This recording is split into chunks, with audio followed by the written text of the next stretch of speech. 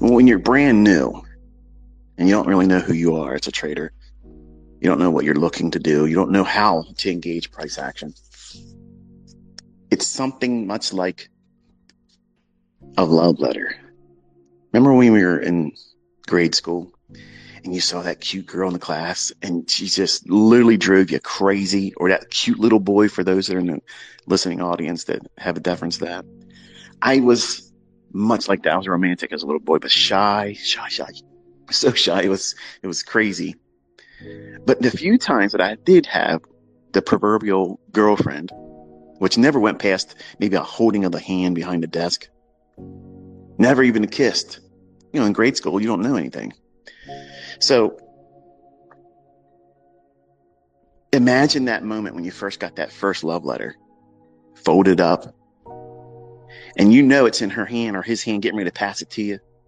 And that excitement. Like, I can't wait.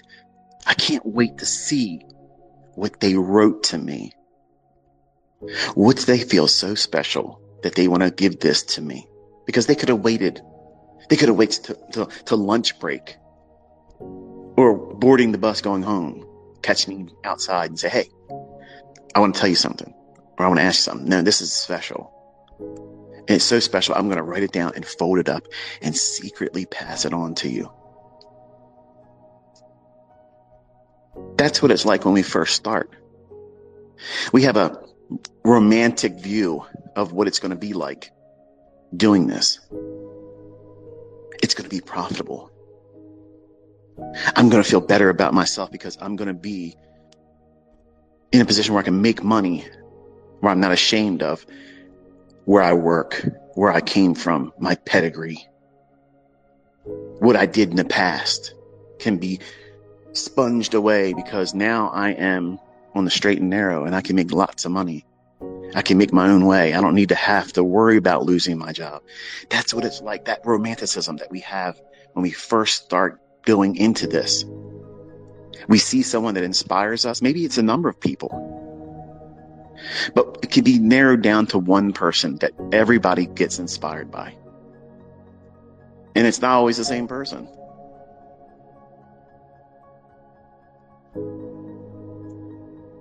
And then we get involved with the process. And that's the real relationship.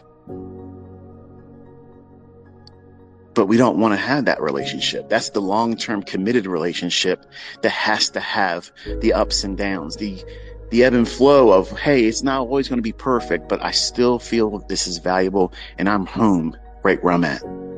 This is exactly what I'm supposed to be feeling right now. This is normal for me. And that's that love letter that started to be unfolded. That excitement where you see one or two lines, one or two words, maybe a little heart as the page opens up. And you can't read it yet, but you see a glimpse.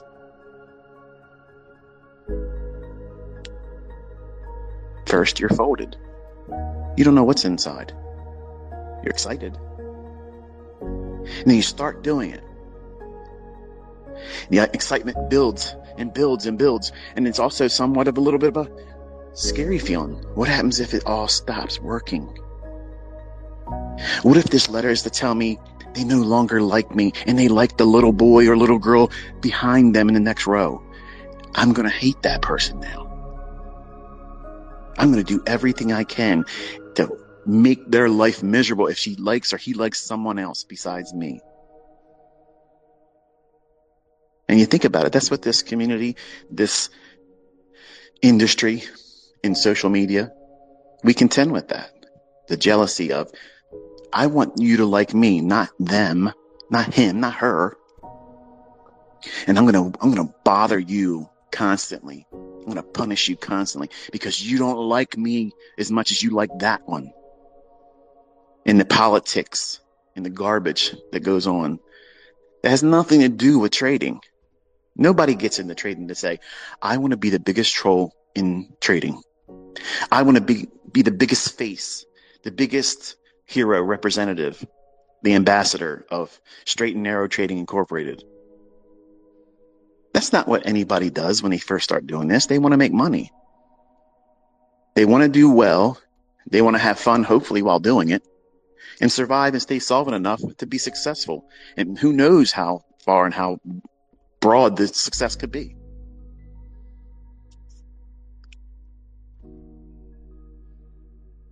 But the process,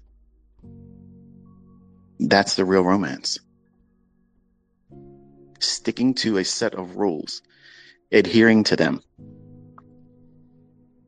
shunning all of the distractions, pushing aside all of the bullshit, all the things that have nothing to do with the open, high, low, and close. And it's wonderful as a distraction when you're not doing well, when you're starting to second guess yourself, when the markets get a little bit harder than they have been in the past.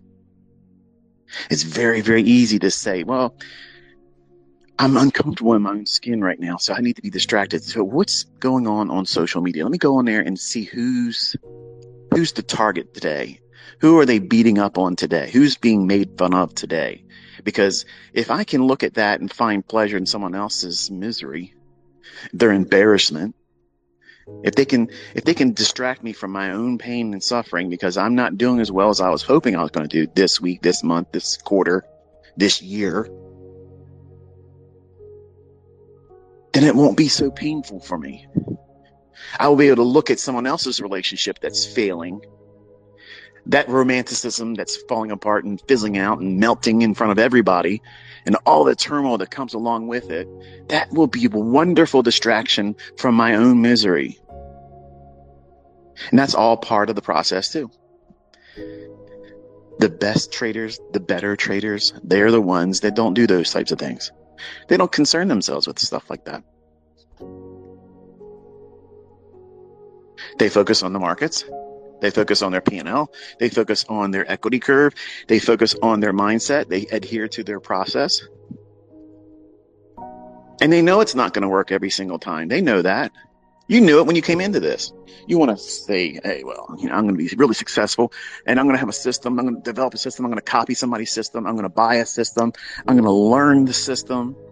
I'm going to do something that some guy, some rock star trader, female, male, whatever it is. I'm going to do what they're doing. I'm not going to tell anybody that's what I'm doing, but I'm going to show my friends and family that this is what I do. And if the person that they're copying just packs it up, takes down their tent, moves on to a different town, city, and never has any access to that person ever again, they no longer have any success. That's their process. But that process, copying someone else, leaning on someone else's logic, being a part of someone's community, that only has a life cycle so long. Eventually, the person that participates in things like that either outgrows it, or the person that operates it goes into a tailspin like anybody else will. You're going to have a period of drawdown. You're going to have a period of losing trades. You're just not going to be firing on all cylinders. You're going to be struggling. And that's normal. That's normal. Just like it feels normal to be scared and excited when that love letter starts to unfold. And then finally,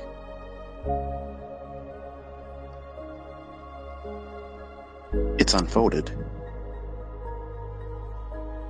You can see every line. You can see every punctuation, every typo, misspelled word, every little doodle, little heart, little underlined. Maybe a change in the color of the pen just to accentuate the emphasis of, I really think you're cute. I really think you're cool. I'm so glad we're boyfriend and girlfriend. That warm and fuzzy feeling. And you get to that point by first having a goal. I want to do this. It's exciting. It's romantic. I want to be this person I've imagined I can be. And you go through the process of managing yourself, filtering out the bullshit, filtering out everything that would be a distraction. That might be people in your family. That might be friends, coworkers. especially people on social media. As an influencer, as a content creator, as an educator, I have to come up with ways many times to get your attention. Getting your attention is easy. Holding your attention is altogether something more complex. Some of you listening to this that are hardcore, like give me some trading stuff, you're already bored with it. You probably say, well, I'll come back to this later on. I'll read the comments and see what anybody says. And then if it's interesting enough, I'll listen to it. I actually blocked someone this morning when I posted this. Person said something to the effect that, I wonder what this is going to teach me. Is it going to be worth my time? Well, I'll save you time. Block. That's the kind of garbage that social media invites. Why would you feel inspired to write that? Is it going to be worth my time? How about this? Is it worth my time to talk to any of you? I'm not getting paid to do this. Because that's the real question. Is it worth my time? My time that I'm sharing, or my personal time that's not monetized. And I'm inviting all of you to monetize the production of these things. That is the ass backwards mentality that social media invites. Every dumbass gets the opportunity to come out and think that their opinion matters. And you have to wade through all that bullshit to find people that are sincere. There's some of them out there. There's not a lot of them, but there's some of them out there. And if I didn't have all the twists and turns and plot cliffhangers that I put in, I would be rather boring. And you really wouldn't want to listen to me. So I create all these little sub-stories, these little twists in the plot. And I storytell. And I hold your attention long enough to let you experience what it feels like to hold that love letter that I've passed to you without the teacher seeing, without the other people in the classroom noticing. I'm passing that to you every time I sit down with you. That's something I wrote just for you. It's not meant for everybody on social media. It's only meant for those that are the recipient, the intended reader. And that's you. The person that's showing up every day. The person that has excitement about who they're becoming. That's the romance. And the process is what I've taught. The PD arrays, the process of understanding where the high and low forms. How will the high and low form? What's the narrative? How do you find the narrative? How do you get from being offside and get in sync with the narrative? Because sometimes you'll do it wrong. That's what my love letter is to you. I wrote these things for you. So that way you can experience these things and to be encouraged, because I think you're going to be an amazing trader. So you go from a state of being folded, guarded. You don't know what you're going to become, but you know you want to be something better than what you are right now when you first start. And I have students that were very, very shy. Never wanted to be any kind of a public figure at all. Wanted to be a trader. Struggled a lot. Put a lot of time and effort into it. And now they're rich. They're millionaires. And they're able to do this without, if I never spoke another word, if they've never watched another episode of anything I've ever produced, it won't matter to them. At the end of these love letters that I write to all of you, I always put in there, P.S. I hope one day you don't need me anymore. Now imagine if your significant other wrote that to you. That would feel misplaced, wouldn't it? Like you would question, what is this even being placed in here for? You wrote me a love letter. You told me how much you care about me. You poured all your time and energy into me, and you even gave me encouragement through this letter. But at the end of it, you put P.S. I hope there comes a time when you no longer need me. I hope there's going to be a day that you wake up and you say, you know what? I'm going to do what I'm going to do. And at the end of the day, you lay down your head and you go to sleep and you never even thought of me because you arrived. That's what I want from you. That's what I want for you.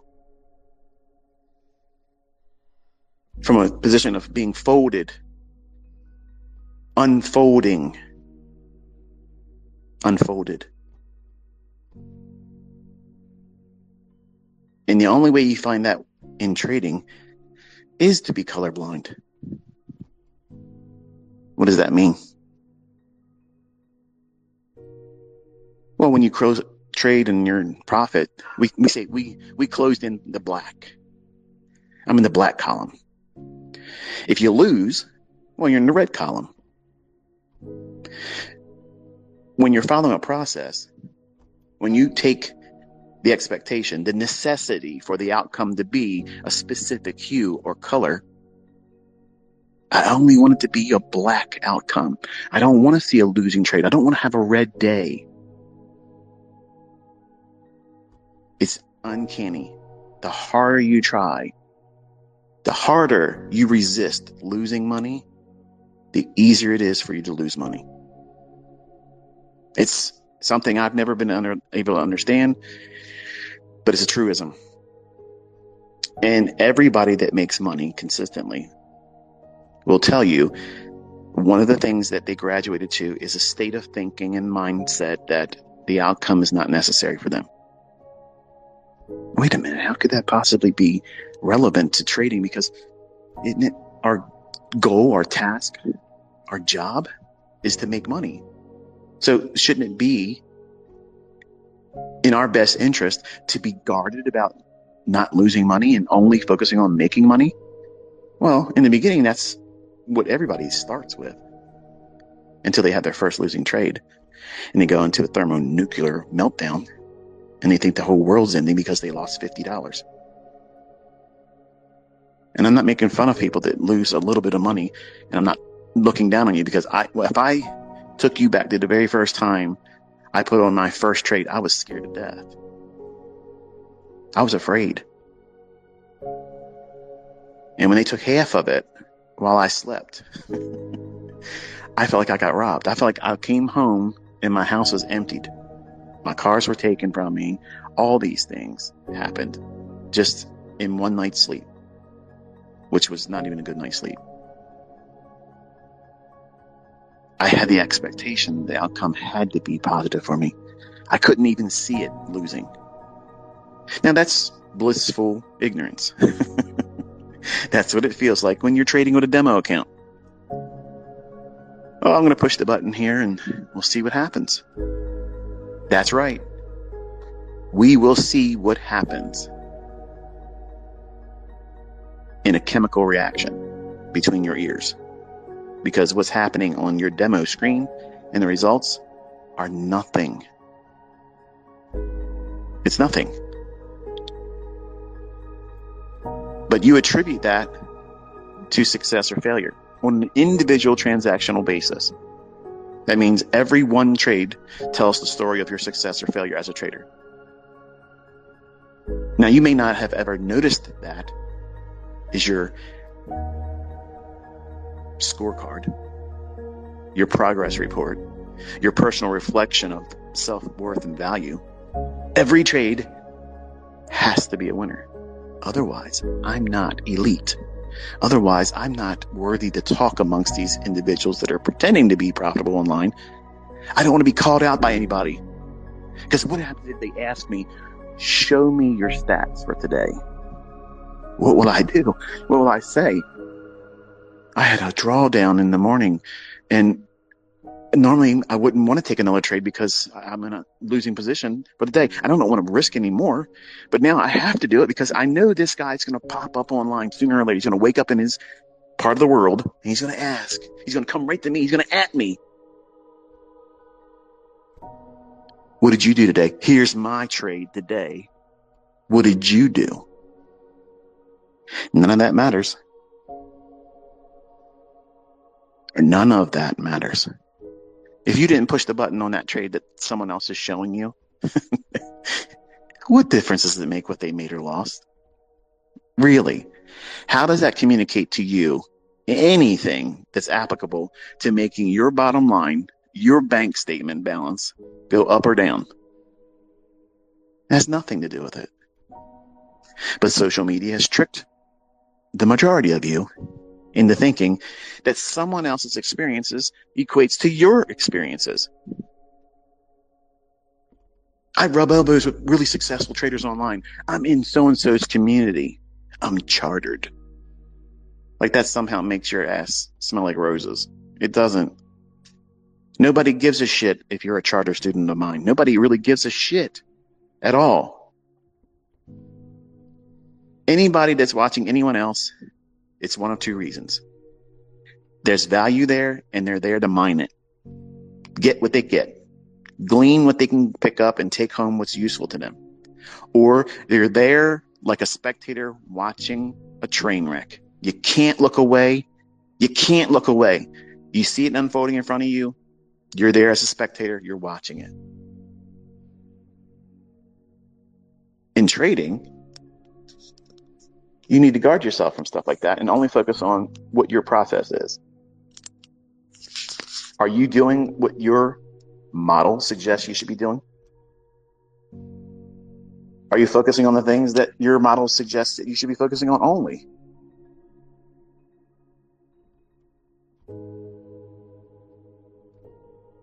If you have time, energy, and concern to worry about what everyone else is talking about in social media, and you're not consistently profitable, you're the mark. You're the loser. You're the person that's wasting your time. The highest performance athletes, the highest earning individuals in the finance world, they're not on social media worrying about who's getting talked about. They're not doing that. They're not keeping up with the Joneses like that. They have their head down in their own books, doing what they need to do. They're keeping their attention on themselves. And that's not selfishness. That's focus. That's what you have to do well. And you feel dirty when you hang around the individuals that only talk smack, only talk garbage, and they don't really do anything except for exhibitionism. It's just showing you what they're doing, whether right or wrong. Making fun of this one, making fun of that one. What does that got to do with trading? Like, really, what does that have to do with anything? It has nothing to do with it. But it works. It's the perfect distraction when you're in a state of mind where you just want to be distracted from the misery that you're feeling because you have not yet arrived, or you did something outside of your model. You didn't follow your own process. The thing that you sat down and said, this is what I'm going to do on this day. If price does this at this time, I'm going to do this, and I'm going to avoid doing the other thing. And I'm only going to risk X percent of my equity for any one trade. When you blow that, and only you know about it, if you're weak, and there's nothing wrong with admitting that you're weak, because this is hard stuff to do, folks. It's very, very hard. It's complex. You have to beat the most formidable opponent that you'll ever meet. It's you. You're going to hold yourself back. You're going to prevent yourself from finding success as fast as you would really want to find it. It's nobody else's fault that you didn't arrive there sooner, but your own. It's just your fault. There's no escaping it in this industry. Anything that you want to try to attribute to the outcome when it's not in favorable column, the black column, all of the individuals, and I did this when I first started, when I was weak-minded, when I didn't want to own the personal responsibility of my own actions and decisions, I wanted to fault anything and anyone outside of me. I didn't want to admit that I did that wrong. I did that wrong. As soon as I started feeling that, man, that so-and-so Ken Roberts garbage. Well, to be honest with you, I've already said before, his course was pretty stupid. But it did get my gears turning. I'm thinking, well, if I can make $1,000 a month, I could retire when I'm 40. I just got to find a way to do that. And that was my goal back in 1992. I wanted to make $1,000 a month. And if I hit that, man, I'm winning.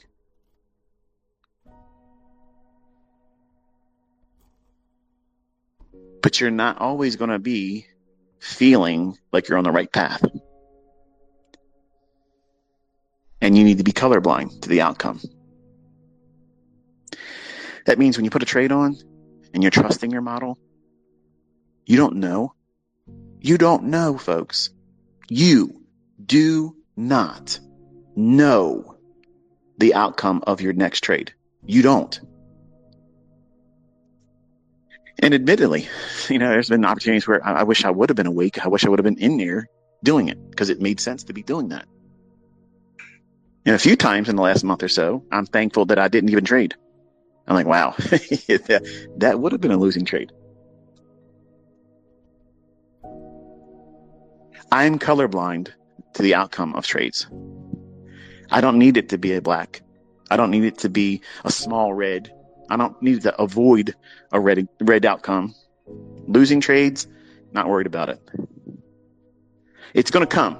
If I keep pushing the button, if I go in there and keep doing what it is that we do as traders, eventually it will come. But in the beginning, you want to avoid it entirely. You want to avoid the breakup. You want to avoid the divorce, and you never got married yet.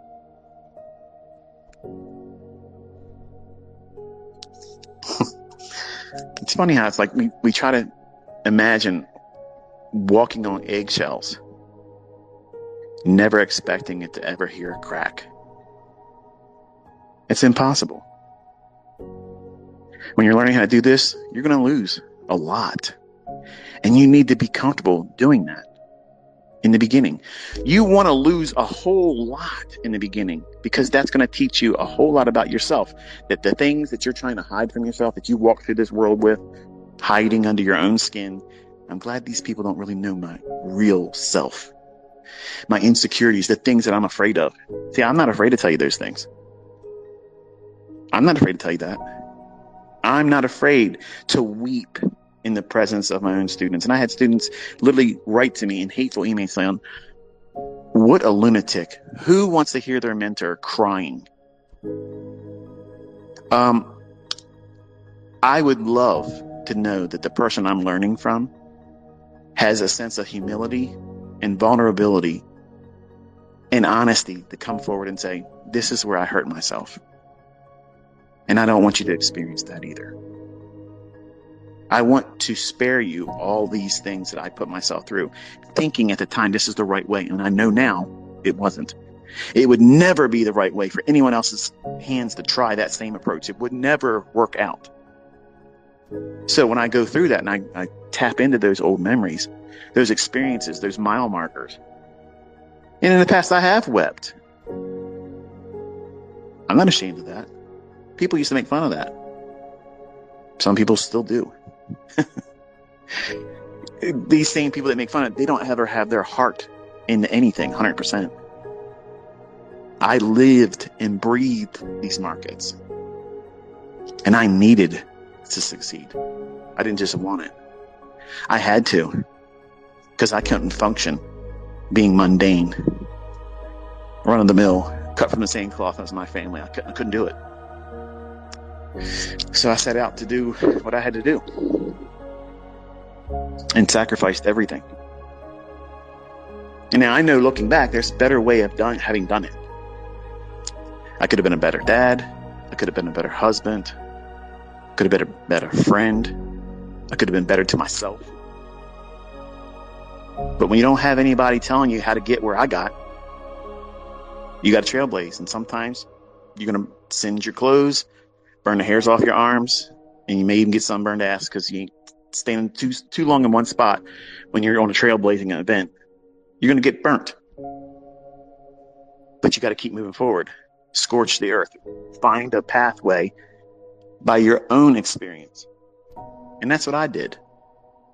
And a lot of you have the benefit of being able to walk in that scorched path behind me now.